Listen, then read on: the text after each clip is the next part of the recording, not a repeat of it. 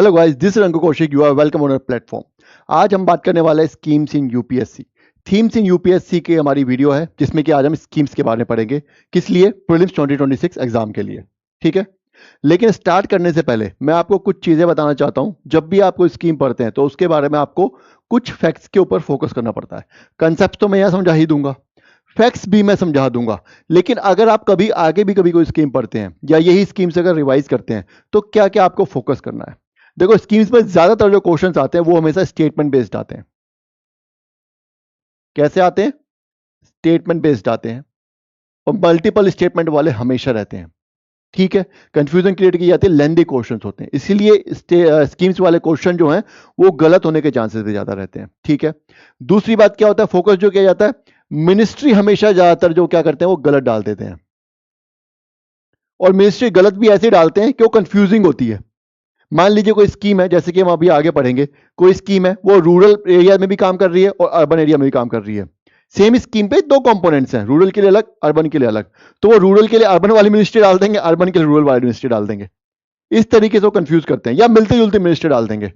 ठीक है, कंफ्यूज करने के लिए। जैसे वुमेन से रिलेटेड कोई स्कीम है तो उससे वुमेन एम्पावरमेंट डाल देंगे भले ही वो किसी और ने की हो। इस तरीके से कंफ्यूजन क्रिएट की जाती है। तो मिनिस्ट्री पे आपको फोकस रखना है, फंडिंग पे ध्यान रखना है, फंडिंग कैसी हो है, सेंटर कर रहा है, स्टेट कर रहा है, दोनों कर रहे हैं।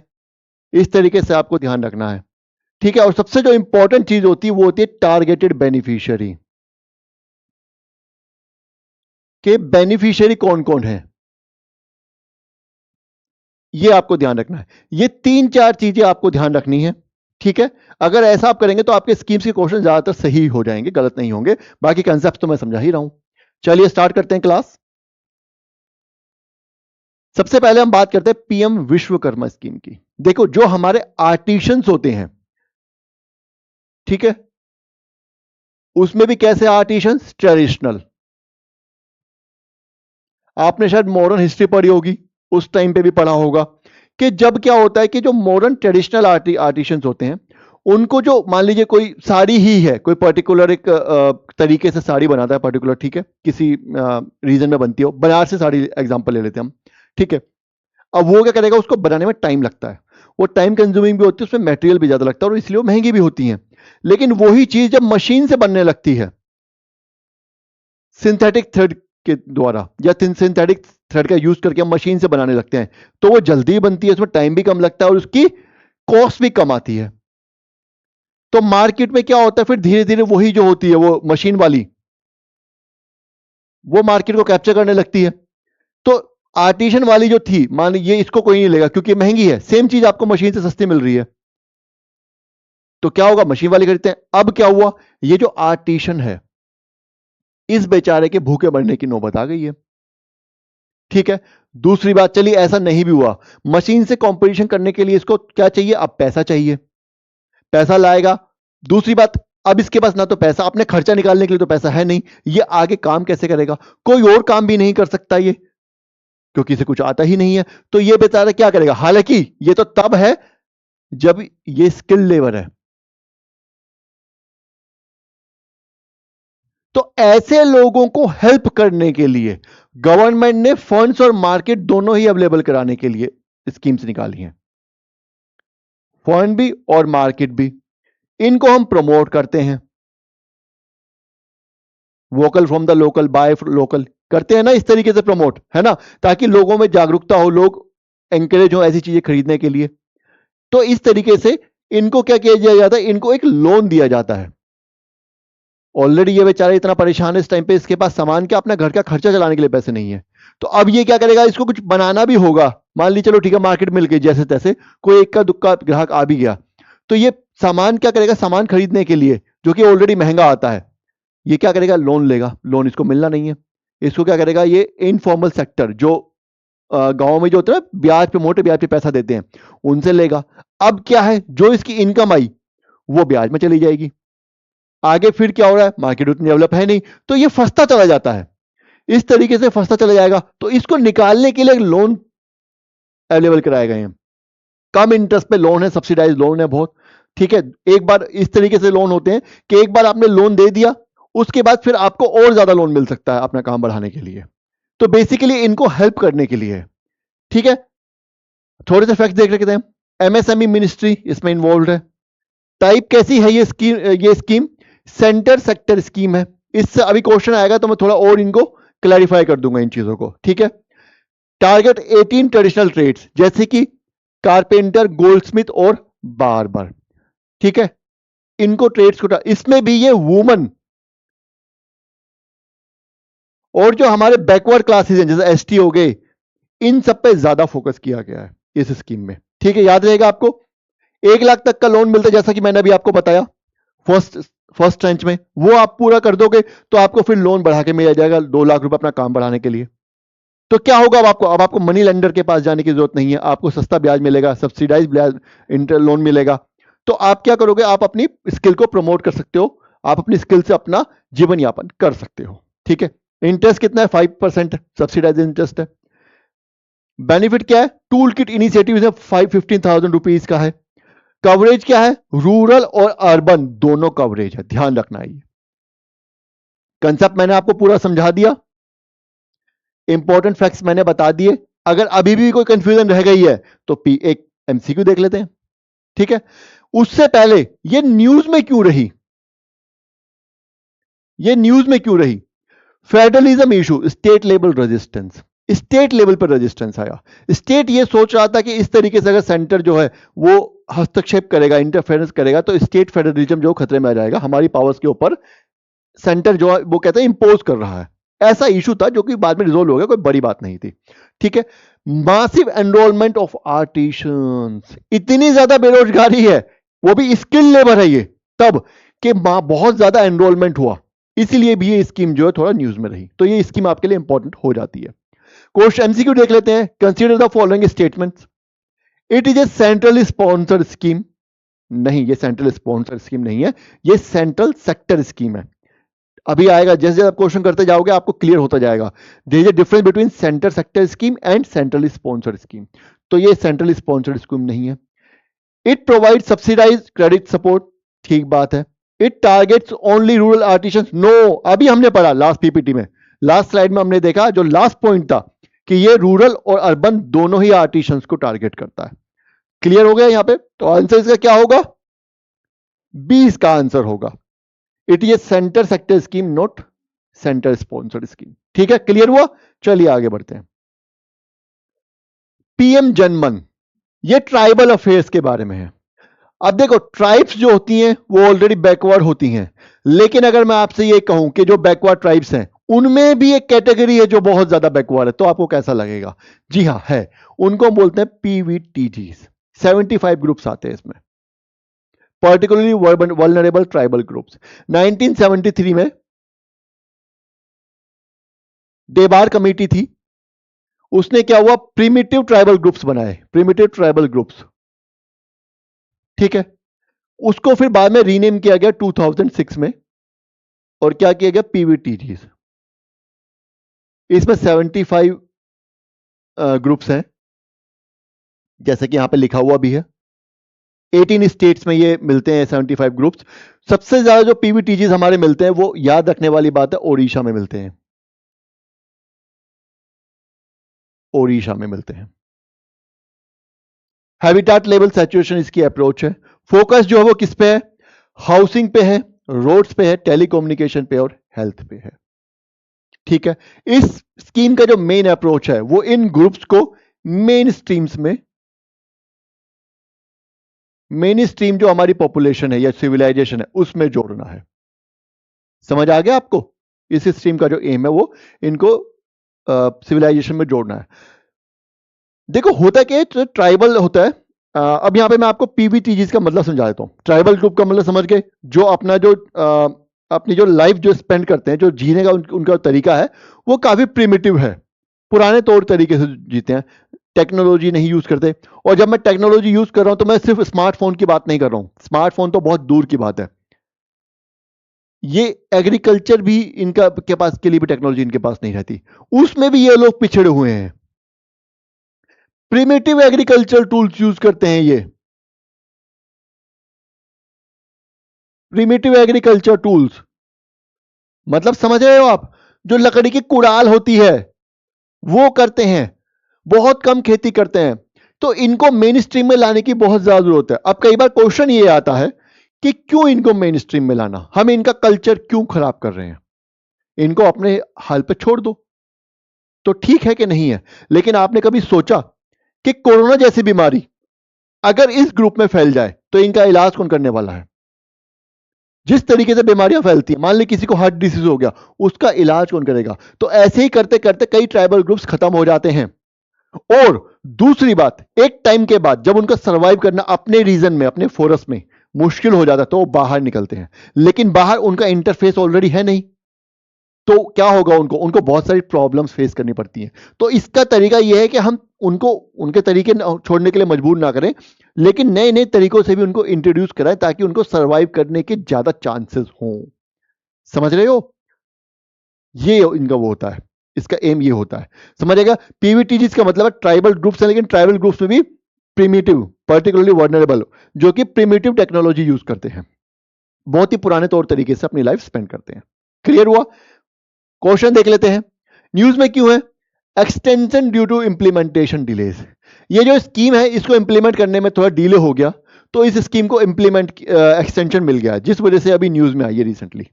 क्लियर हुआ? क्वेश्चन एक बार देख लेते हैं। Consider the following statements. Target PVTGs, ठीक है, ये स्कीम जो है हमारी पीएम जनमन किसको टारगेट करती है?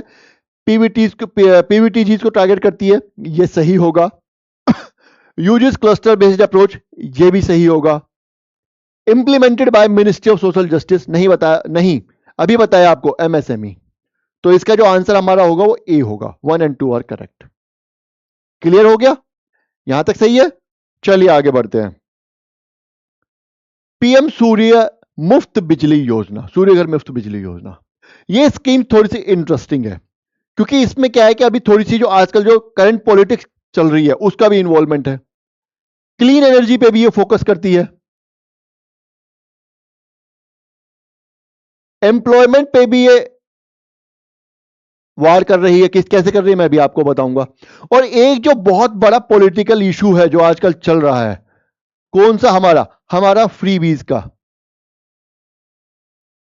स्टार्ट कहां से हुआ है? दिल्ली से स्टार्ट हुआ था। दिल्ली में क्या हुआ? जो हमारे सीएम थे उन्होंने वादा किया था कि मैं सबको बिजली और पानी फ्री कर दूंगा, और उसके बाद उन्होंने किया भी, ठीक है।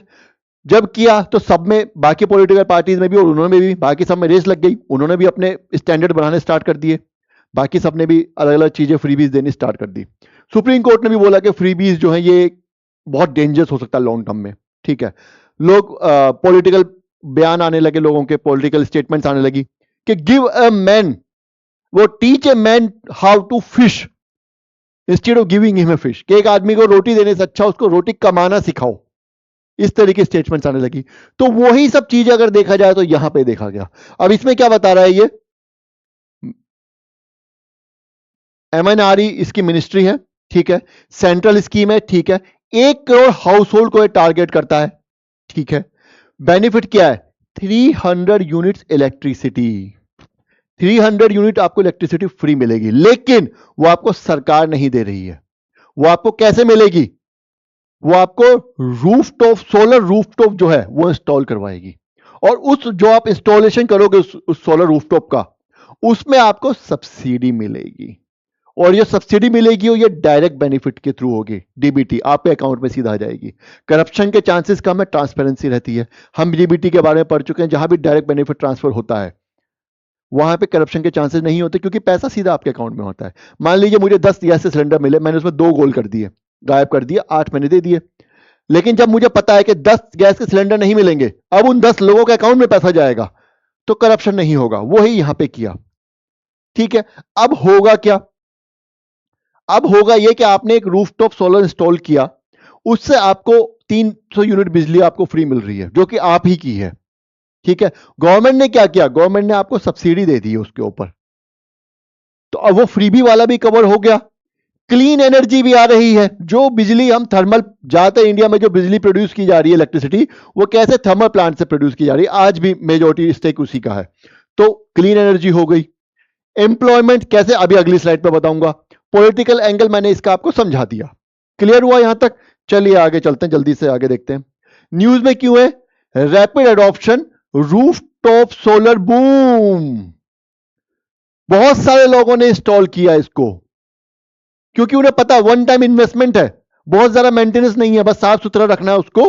और क्या होगा, आपको 300 यूनिट हर महीने फ्री मिल रही है। आप उसकी कैपेसिटी भी बढ़ा सकते हो। यार आप सोचो, आपका एसी चल रहा है, आपका फ्रिज चल रहा है, टीवी चल रहा है, सब कुछ चल रहा है, और कोई बिजली का बिल नहीं आना, सिर्फ एक बार आपने इंस्टॉल कर दिया। उस इंस्टॉलेशन में भी गवर्नमेंट जो आपको सब्सिडी दे रही है, और उससे बड़ी बात, कोई गिल्ट नहीं है। क्यों नहीं है guilt? Because it is clean energy. We are using sunrays का ही तो यूज कर रहे हैं हम, तो क्लीन एनर्जी है। तो इसलिए सोलर बूम, रूफटॉप सोलर में बूम आया। तो जब रूफटॉप में बूम आएगा तो क्या होगा? मैन्युफैक्चरिंग बढ़ेगी,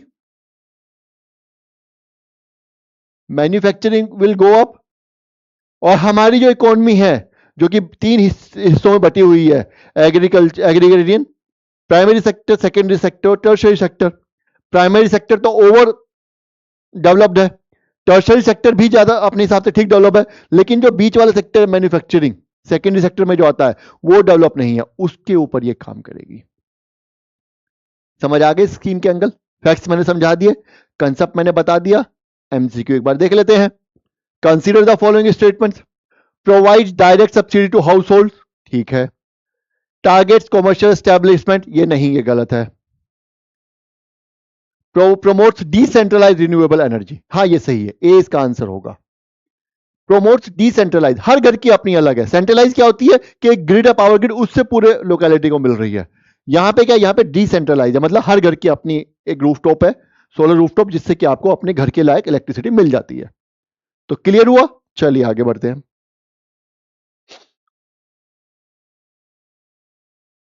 नेशनल ग्रीन हाइड्रोजन मिशन, जो हमारा नेशनल ग्रीन एक हाइड्रोजन मिशन है, ये कई बार न्यूज में रहता है बार बार, ठीक है, बहुत ही इंपॉर्टेंट है ये। अब ये सरकार क्या चाहती है कि सोलर पे हमारा फोकस है, विंड पे हमारा फोकस है, न्यूक्लियर पे भी फोकस है। अब हम हाइड्रोजन पे भी फोकस करेंगे, ठीक है। क्यों? क्योंकि हमें चाहिए क्लीन एनर्जी।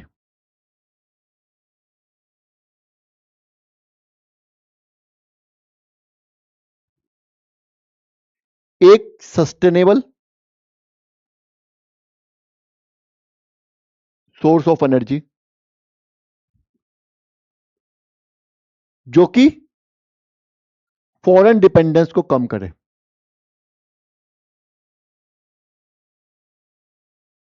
अभी रिसेंटली जो यूएस ईरान वॉर हुई है, उसके बाद तो समझ आ गया कि हम लोग कितने ज्यादा डिपेंड है फॉरेन पे एनर्जी के लिए, ठीक है। अभी एनवायरमेंट वाला मैं एंगल अभी थोड़ी देर में समझाऊंगा। तो अब हमें क्या, अब हमारे फॉरेन डिपेंडेंस खत्म करनी है ज्यादा से ज्यादा। क्लीन एनर्जी वाला कंसेप्ट तो है ही, लेकिन फॉरेन डिपेंडेंस भी खत्म करनी है। और ये आज का नहीं है, ये यूएस ईरान की जो वॉर हुई है, ऐसा नहीं है कि यूएस ईरान की वॉर प्रेडिक्ट की थी, लेकिन ये तो प्रेडिक्ट की होगी ना हमारे जो देश का इंटेलिजेंशिया है उसने, कि भाई इस तरह की सिचुएशन बन सकती है। ओपेक कंट्रीज जो हैं, जो कि फॉसिल फ्यूल की सप्लाई को कंट्रोल करते हैं, पेट्रोलियम की सप्लाई को कंट्रोल करती हैं, वो अगर आज मना कर दें किसी भी रीजन से पेट्रोलियम देने से, तो आप क्या करोगे? आपके उनको जो होगा होगा, आपके लिए तो प्रॉब्लम बढ़ जाएगी ना। तो फॉरेन डिपेंडेंस हमें कम करनी है।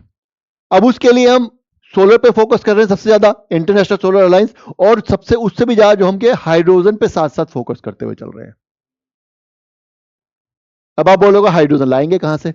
देखो, पूरे हमारे जो जितना भी यूनिवर्स है उसमें सबसे ज्यादा जो अबंडेंट मटेरियल है वो हाइड्रोजन, ये पता है, लेकिन हमारे पास नहीं है यूज करने के लिए।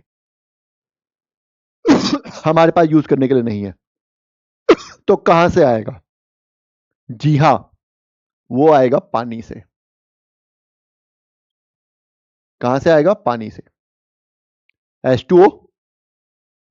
कैसे H2O होता है? इसका हम करेंगे इलेक्ट्रोलाइसिस।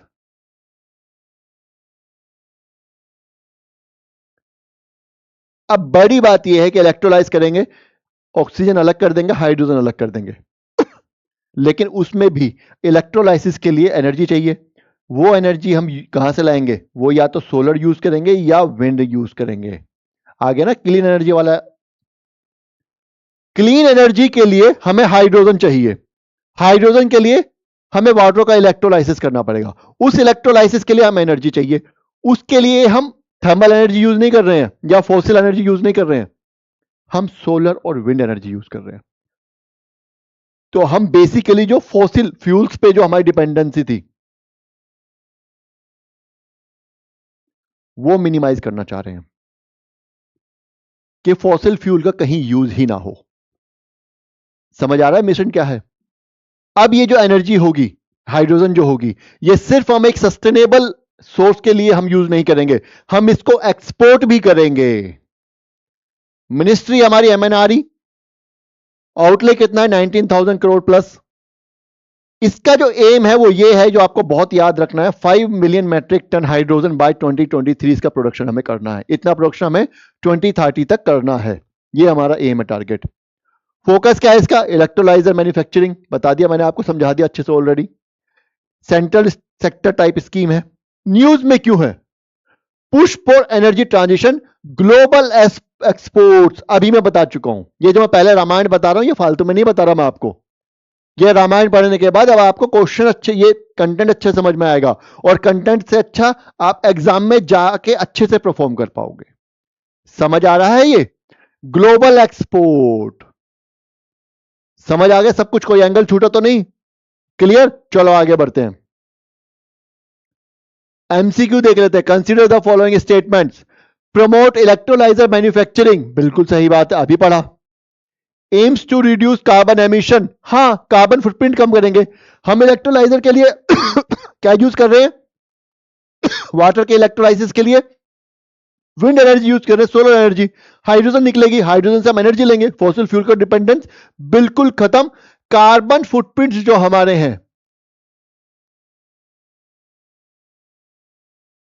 वो मिनिमम हो रहे हैं, करने की कोशिश है हमारी। बिल्कुल सही बात है, कार्बन एमिशन हम कम कर रहे हैं अपने। Focus only on domestic consumption, नहीं, एक्सपोर्ट पे तो पूरा ध्यान है। पैसा भी तो कमाना है, कोई टेक्नोलॉजी अगर डेवलप की है, कोई मिशन बनाया तो पैसा भी तो कमाएंगे। देश का विकास कैसे होगा? ऐसे। तो ए इसका करेक्ट आंसर होगा। यहां तक क्लियर हुआ? चलिए आगे बढ़ते हैं जल्दी से। पीएम मत्स्य संपदा योजना, इंडिया जो है, इंडिया की थर्ड लार्जेस्ट फिशरी सेक्टर है हमारा। पता है, आपने बाबा पढ़ा होगा। 1.6% जो जीएवी में इसका कंट्रीब्यूशन है, 6% के करीब एग्रीकल्चर में इसका जीएवी है, जीवीए है। ये सब चीजें तो आपको पता होंगी, ठीक है। ये जो है स्कीम, ये एम करती है जो फार्मर्स और फिशर्स है हमारे,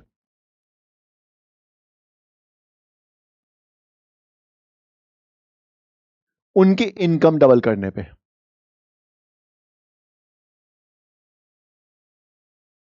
इनकम डबल करने पे इसका एम है। देख लेते हैं थोड़ा सा। मिनिस्ट्री कौन सी इन्वॉल्व है? Fisheries ministry. टाइप कैसा है इसका? सेंट्रली स्पॉन्सर्ड स्कीम है ये। क्लियर? फंडिंग कौन कर रहा है? सेंटर प्लस स्टेट की शेयरिंग है, बहुत इंपॉर्टेंट फैक्ट है। फोकस किस पे है? बहुत इंपॉर्टेंट, याद रखना, मरीन और इनलैंड फिशेज दोनों पे है। गोल क्या है? डबल फार्मर्स इनकम, बता चुका हूं already. Why news, boost blue economy. Blue revolution के बारे में सुना है ना? डिफरेंट टाइप्स ऑफ रेवोल्यूशन, उनमें से एक रेवोल्यूशन से रिलेटेड है ये, फिशरी सेक्टर से रिलेटेड है। समझ आया? क्लियर हुआ? फिश सेक्टर, ये जो है हमारा प्रोटीन रिक्वायरमेंट, जो हमारे देश में ऐसा बोला जाता है कि ज्यादातर प्रोटीन डेफिशिएंसी रहती है लोगों में, तो फिश हमारी जो मीट है, हमें प्रोटीन, जो लोग खाते हैं उनको प्रोटीन डेफिशिएंसी भी उनकी पूरी करती है। ठीक है? क्लियर हुआ? चलिए आगे बढ़ते हैं। एमसीक्यू देख लीजिए। Consider the following statement. It is a centrally sponsored scheme, ठीक है। कवर्स इनलैंड फिशरीज, नहीं, covers inland plus marine fisheries दोनों। ओनली एक्सपोर्ट ओरिएंटेड, नहीं, डोमेस्टिक कंजम्पशन भी है। ओनली वन करेक्ट होगा इसका। ठीक है? क्लियर हुआ? चलिए आगे बढ़ते हैं। आयुष्मान भारत 2017-18 में लॉन्च हुई थी, 2018 में काम स्टार्ट हो गया था। ठीक है? बहुत बड़ी लेवल पे स्कीम ये लॉन्च हुई थी। जब स्कीम लॉन्च हुई थी तो इसमें बोला गया था कि एक पब्लिसिटी स्टंट है, एक इलेक्शन के जो पहले जो स्टंट होता वो है, इतनी बड़ी स्कीम काम नहीं कर पाएगी। लेकिन नहीं, universal health coverage, universal health coverage पे फोकस करती है ये स्कीम। पता ही होगा, इसमें बेसिकली आपको 5 लाख तक का family per year beneficiaries, SES database, ये सब तो आपको पढ़ चुके हैं, बार बार आप पढ़ चुके हैं, ठीक है। इसमें जो है ये इस स्कीम इंपॉर्टेंट क्यों जाती है, एक तो इसका एक्सपेंशन इन डिजिटल हेल्थ हुआ, ये तो मैं भी समझाऊंगा आपको, लेकिन जो है ये एक सस्टेनेबल डेवलपमेंट गोल है हमारा, हेल्थ से रिलेटेड, यूनिवर्सल हेल्थ कवरेज इसमें आता है ना। तो उसको ये क्या करती है, उसको ये सपोर्ट करती है ये स्कीम, इसीलिए ये स्कीम हमेशा न्यूज में रहती है ज्यादातर, ठीक है। फैक्ट्स देख लेते हैं। मिनिस्ट्री हेल्थ है, सेंट्रली स्पॉन्सर्ड स्कीम है, कवरेज क्या है 5 लाख पर फैमिली पर ईयर बेनिफिशियरीज है, ठीक है। SECC डेटाबेस लिया जाता है, ठीक है, ये पता है हमें। मोड कैसा है, कैशलेस प्लस पेपरलेस। इसी तरीके से अब न्यूज में क्यों है ये, expansion in digital health, ABDM, Ayushman Bharat digital mission integration हो गया है ये, मतलब कैशलेस, पेपरलेस, सीमलेस स्कीम हो गई है ये। कैसे, एक 14 डिजिट आभा आइडेंटिटी कार्ड आपको मिलता है, जिससे कि आपकी जो ट्रांजेक्शन है, मान लीजिए मुझे हॉस्पिटलाइज होना पड़ रहा है, तो अब ना मुझे कैश देने की जरूरत है, ना मुझे कोई पेपर देने की जरूरत है, I just have to provide that 14 digit number, ठीक है। मुझे बस वो अपना 14 डिजिट नंबर देना, जिसको कि आभा भी बोलते हैं, याद रखना है आभा, 14 डिजिट नंबर देना, जिसको कि आभा बोलते हैं। और क्या होगा, मेरी ट्रांजेक्शन वो अपने आप कर लेंगे, जो कि कैशलेस होगी, पेपरलेस होगी, सीमलेस तो होगी, मुझे कुछ देना ही नहीं है, सिर्फ एक नंबर दिया, आपका रिकॉर्ड सब कुछ पहुंच गया, आपका डेटा जो है, जो यहाँ पे है, वो सारा उनके पास पहुंच जाएगा, कितना आपका बीमा है, कितना कवर हो रहा है, कैसे हो रहा है, क्या है, सब पहुंच जाएगा आपका। तो आपको इसमें कुछ करने की जरूरत ही नहीं पड़ेगी। क्लियर हुआ, समझ आ गया। चलिए आगे बढ़ते हैं। MCQ एक बार देख लेते हैं। Consider the following statements, it is a centrally sector scheme, sponsored scheme, ठीक है। प्रोवाइड्स कैशलेस ट्रीटमेंट, ठीक है। Covers only primary health care, ये गलत है। मैंने आपको बताया कि सस्टेनेबल डेवलपमेंट गोल है, इसमें प्राइमरी, सेकेंडरी और टर्शरी तीनों हेल्थ सेक्टर कवर किए जाते हैं। प्राइमरी आपको पता ही है, छोटा मोटा जो, जब कोई बीमारी होती है तो स्टार्टिंग जो होती है, जब छोटा मोटा बीमारी होगी उसको बोलते हैं। थोड़ी जब बीमारी कॉम्प्लिकेटेड होने लगती है तो उसको सेकेंडरी हेल्थ केयर बोलते हैं। और जो हाई लेवल पे जो बीमारी होती है, जैसे ऑर्गन ट्रांसप्लांटेशन हो गया, कीमोथेरेपी फॉर कैंसर, इस तरह की बीमारी तो टर्शरी सेक्टर में आता है, सर्जरीज वगैरह टर्शरी में आता है। तो ये तीनों को ही कवर करती है। समझ आया। तो आंसर इसका ए होगा, 1 और 2। समझ आ गया। चलिए आगे बढ़ते हैं। मिशन लाइफ, ये बहुत इंपॉर्टेंट है, COP26 के टाइम पे ये लॉन्च किया गया था। पानी, COP26 के टाइम पे लॉन्च किया गया था। ये बेसिकली जो मिशन है, ये एक बिहेवियरल मिशन है, यहां पे लिखा हुआ है बिहेवियरल मिशन। इसका एग्जांपल मैं आपको देकर समझाता हूं, जैसे ओपन डिफिकेशन,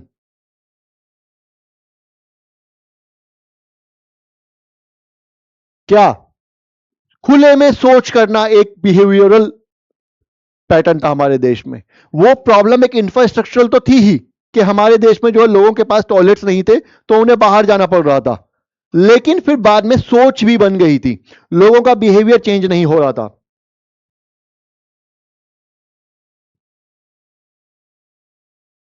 लोगों का बिहेवियर चेंज नहीं हो रहा था। समझ आया आपको। तो क्या हुआ, वो एक बिहेवियर मिशन भी था। इसी तरीके से ये भी एक बिहेवियर मिशन है। ये कहना ये चाह रहा है कि एनवायरनमेंट को कंजर्व करने के लिए किस साल में एक बार कोई इवेंट सेलिब्रेट कर लिया, या सब बोल दिया, या क्या हुआ कि मतलब कोई एनजीओ को डोनेट कर दिया, उस सबसे काम नहीं चलने वाला। आपको अपने लाइफस्टाइल चेंज करना पड़ेगा। और चेंज से मेरा मतलब यह नहीं है कि आप आदि मानव बन जाओ। चेंज से मतलब है कि लाइफस्टाइल जो है वो एनवायरमेंट फ्रेंडली बनाना पड़ेगा। जैसे कि पॉलिथीन हम लोग फेंक देते हैं इस तरीके से, जो घर का जो किचन का जो हमारा कचरा होता है, जो ऑर्गेनिक और इनऑर्गेनिक है, उसको सेपरेट करना, ये तो एक बहुत छोटा सा काम है। इसमें क्या करना है, बस आपको 2 डस्टबिन ही तो रखने हैं, जो कि सबके पास होते भी हैं। मैंने तो देखा है, इनफैक्ट नोटिस किया है कि हॉस्पिटल में लोग बिना डस्टबिन देखे हुए कचरा फेंक देते हैं। जो इनऑर्गेनिक के लिए उसमें ऑर्गेनिक डाल रहे हैं, ऑर्गेनिक वाले में इनऑर्गेनिक डाल रहे हैं, और जो हैजार्डस कचरा है उसको कहीं भी डाल रहे हैं। और ध्यान रखो, जो गार्बेज का सेग्रीगेशन होता है, गार्बेज का सेग्रीगेशन, एक बार जब अगर हमने कचरा मिक्सअप कर दिया, ऑर्गेनिक इनऑर्गेनिक एक साथ डाल दिया, तो उसका सेग्रीगेशन होना बहुत मुश्किल हो जाता है, नियरली इंपॉसिबल होता है, और फिर वो पाइल अप होके कचरे का पहाड़ बनने लगता है। अगर हमें पता होगा कि सूखा कचरा इधर है, गीला कचरा इधर है, गीला कचरा जो ऑर्गेनिक है उसको हम एज मैन्योर के लिए किसी भी काम में यूज कर लेंगे, जो ऑर्गेनिक इनऑर्गेनिक है उसको हम क्या करेंगे, रिसाइकिल कर सकते हैं। लेकिन जब इनऑर्गेनिक और ऑर्गेनिक मिक्सअप हो जाता है तो वो किसी काम का नहीं रहता, वो सिर्फ पाइल अप होकर के पहाड़ बनाएगा कचरे का। तो इसी तरीके से हमें एनवायरमेंट फ्रेंडली मिशन है ये, हमें अपनी लाइफस्टाइल में, अपनी लाइफ में एनवायरमेंट प्रोटेक्शन को प्रायोरिटी देनी होगी। इस बारे में है ये मिशन। ये नॉन फाइनेंशियल मिशन है, ग्लोबली लॉन्च किया गया था, मैंने आपको बताया अभी। सस्टेनेबल लाइफस्टाइल पे फोकस करता है, एनवायरमेंट फ्रेंडली, कि अगर आज हम कोई एनर्जी यूज कर रहे हैं तो ठीक है हम कर रहे हैं, लेकिन कल को हमारे आने वाली जनरेशन है उनको भी एनर्जी मिलनी चाहिए। वही तो लाइफस्टाइल है, सस्टेनेबल एनवायरमेंट। न्यूज में क्यों है highlighted in global climate platform, जितने भी ग्लोबल क्लाइमेट प्लेटफॉर्म्स होते हैं उनमें इसको हाईलाइट किया जाता है, इसलिए न्यूज में रहता है। बता दिया मैंने ऑलरेडी, COP26 के टाइम पे तो यूज लॉन्च ही किया गया था। ठीक है, यहां तक ध्यान रहेगा। चलिए आगे बढ़ते हैं, एमसीक्यू देख लेते हैं। It is a statutory scheme, focus on behavioural changes linked with climate action. इसमें 2 और 3 करेक्ट है, फर्स्ट जो है वो सही नहीं है। ठीक है, ए इसका करेक्ट होगा। क्लियर हुआ, चलिए आगे बढ़ते हैं। ई विद्या देख लेते हैं।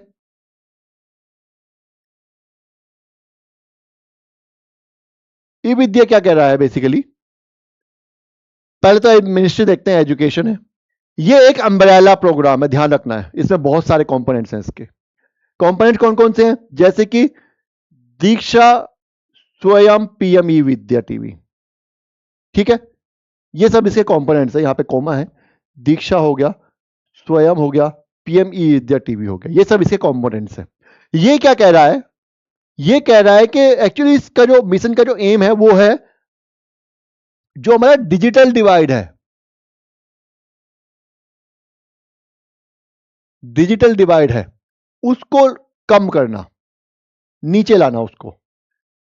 डिजिटल डिवाइड क्या है, एक्सेसिबिलिटी